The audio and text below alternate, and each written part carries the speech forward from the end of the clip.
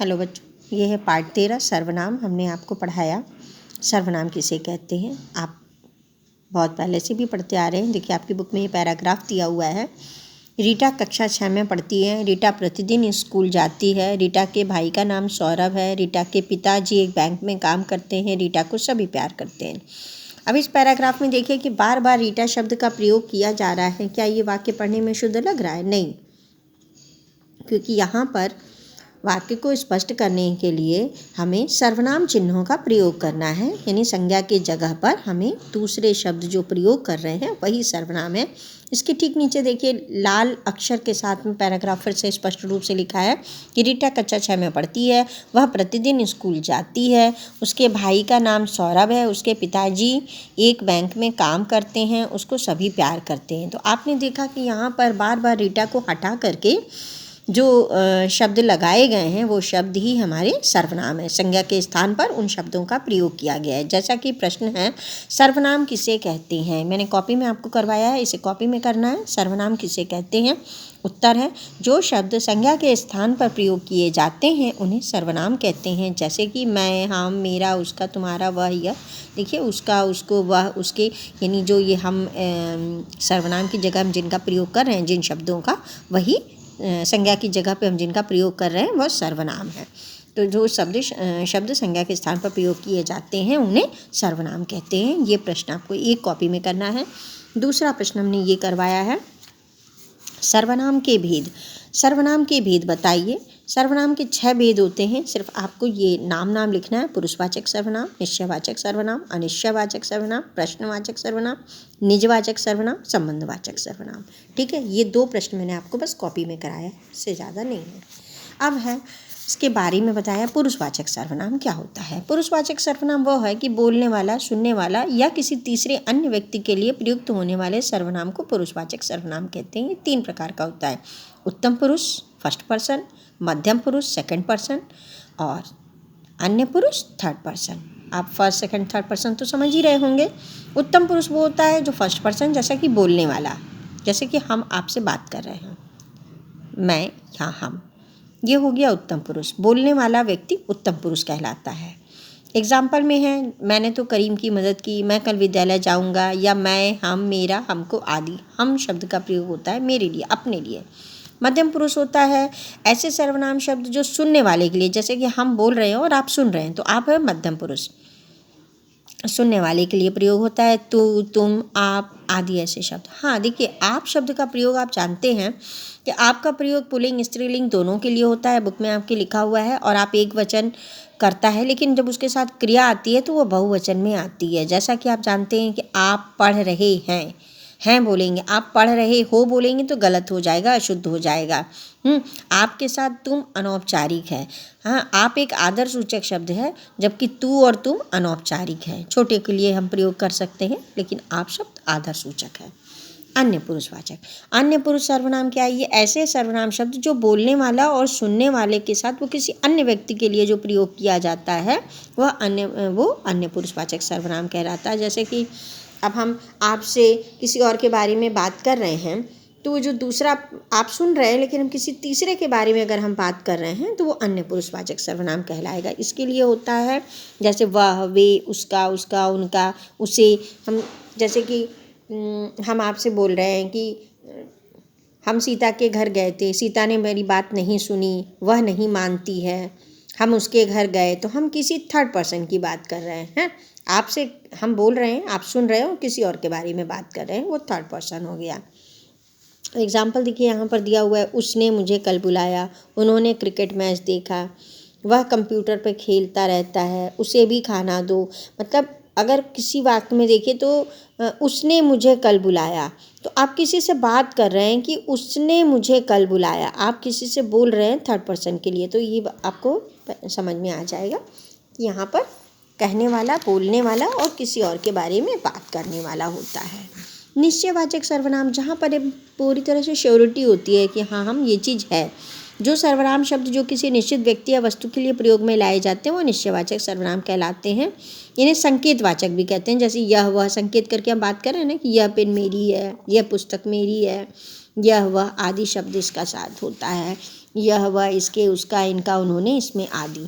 अनिश्चयवाचक ठीक इसी के अपोजिट हो गया कि जब कोई चीज़ में निश्चितता नहीं होती है कि ये निश्चित नहीं होता है रूप, तो अनिश्चयवाचक हो गया। वहाँ पर कौन किसका करने पर आता है कि यह पेन किसका है, कौन बुला रहा है, कोई, कुछ, कोई दरवाजे पे आया है, कुछ इसको दे दो। तो ऐसे शब्द होते हैं जहाँ पर अनिश्चय होता है, कोई उनका वो नहीं होता है। प्रश्नवाचक सर्वनाम अच्छी तरह परिचित है कि हम जैसे भी किसी भी चीज़ों को पूछते हैं कि आज माँ ने क्या बनाया, तो क्वेश्चन मार्क लगाते हैं। तो ये प्रश्न चिन्ह जहाँ पर लगता है, क्या, कौन, किसने, किसी, आदि, तो आदि ये सब प्रश्नवाचक सर्वनाम के अंतर्गत आते हैं। निजवाचक सर्वनाम, निजवाचक सर्वनाम ऐसे सर्वनाम जो कर्ता के द्वारा स्वयं काम किए जाने का बोध कराते हैं, वे निजवाचक सर्वनाम होते हैं। जैसे स्वयं, आप, अपने आप, खुद को। अब आप देखिए यहाँ पर निजवाचक और उत्तम पुरुष दोनों में काफ़ी समानता होती है। उत्तम पुरुष में भी मैं शब्द का प्रयोग होता है और निजवाचक में भी मैं शब्द का प्रयोग होता है, लेकिन इसकी पहचान ये है कि यहाँ पर खुद या स्वयं या अपने आप जैसे शब्द लगे होते हैं वो होते हैं निजवाचक। और उत्तम पुरुष में मैं शब्द तो होता है, मैंने, मैं, हम, हमें, लेकिन वहाँ पर देखिए स्वयं, खुद, अपने आप शब्द का प्रयोग नहीं है। तो मैं अपने लिए उत्तम पुरुष का भी प्रयोग होता है, लेकिन जब कोई कार्य एकदम अपने आप सेल्फ डिपेंड होकर जब किया जाए, अपने खुद से एकदम किया जाए, यानी खुद, अपने आप, स्वयं, ये कविता मैंने अपने आप लिखी है, तो यहाँ पर ये निजवाचक सर्वनाम होता है, ये इसका पहचान होता है। संबंधवाचक सर्वनाम जहाँ पर एक दूसरे वाक्य से दूसरे का संबंध जुड़ा होता है। संबंध यानी रिश्ता, आप जानते हैं ना संबंध का अर्थ क्या होता है। ऐसे सर्वनाम शब्द जिनके वाक्य के दूसरे सर्वनाम शब्दों से संबंध स्थापित होते हैं उन्हें संबंधवाचक सर्वनाम कहते हैं। जैसे कि जितना पढ़ोगे उतना याद होगा, यानी कि हम जितने के साथ उतना जुड़ा हुआ है, जितना पढ़ेंगे उतना याद होगा, जैसा करोगे वैसा भरोगे, जो मंदिर जाएगा वह प्रसाद पाएगा, जिसे इनाम मिला है वह मेरा भाई है। तो यहाँ पर देखिए जैसे के साथ वैसा शब्द, उसके साथ उसका क्रिया भी जुड़ गया है ना। जो मंदिर आया है वही प्रसाद पाएगा। तो जो व्यक्ति एक दूसरे कार्य से जुड़ा हुआ है वह संबंध स्थापित कर रहा है एक का दूसरे के साथ। जिसे इनाम मिला है अधूरा हो गया, वह मेरा भाई है पूरा हो गया, यहाँ संबंध भी जुड़ गया और वाक्य भी पूरा हो गया। ये हो गया संबंधवाचक। तो ये मैंने आपको 6 भेद के बारे में आपको बता दिया कि सर्वनाम के 6 भेद होते हैं। 6 भेद के बारे में हमने आपको एक एक बता दिया। अब बेटा अब एक्सरसाइज में एक क्वेश्चन मैंने आपको बताया कि सिर्फ 2 ही क्वेश्चन करने हैं। एक ये सर्वनाम किसे कहते हैं और सर्वनाम के भेद बताइए। 2 ही क्वेश्चन करना है आपको। और ये पहला एक्सरसाइज मैंने बुक में कराया है, दूसरा एक्सरसाइज मैंने आपको ये कॉपी में करवाया है, ये तीसरा एक्सरसाइज मैंने आपको बुक में ही करवाया है। ये इससे देख लीजिएगा अगर आपको कोई प्रॉब्लम है तो। ऐसे मैंने आपको ये बुक में ही करना है। इसके बाद ये एक्सरसाइज आपको कॉपी में करनी है, ठीक है। आप हमारे घर चले, नीचे लिखे वाक्यों में रंगीन छपे सर्वनाम शब्दों के भेद लिखिए। आपको इनका भेद बताना है। भेद का मतलब होता है नाम। आपको इन सर्वनाम शब्दों का नाम बताना है। जैसे कि आप हमारे घर चले, अब आप किस में आएगा, मध्यम पुरुषवाचक में आएगा। उन्होंने खाना खा लिया, उन्होंने किस में आएगा, अन्य पुरुषवाचक सर्वनाम में।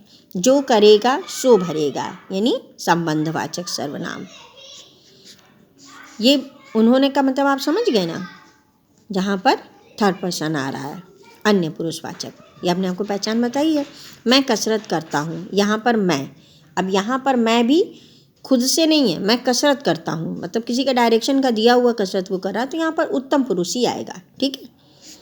पिताजी कोई दरवाज़ा खटखटा रहा, कोई है यानी अनिश्चयवाचक है।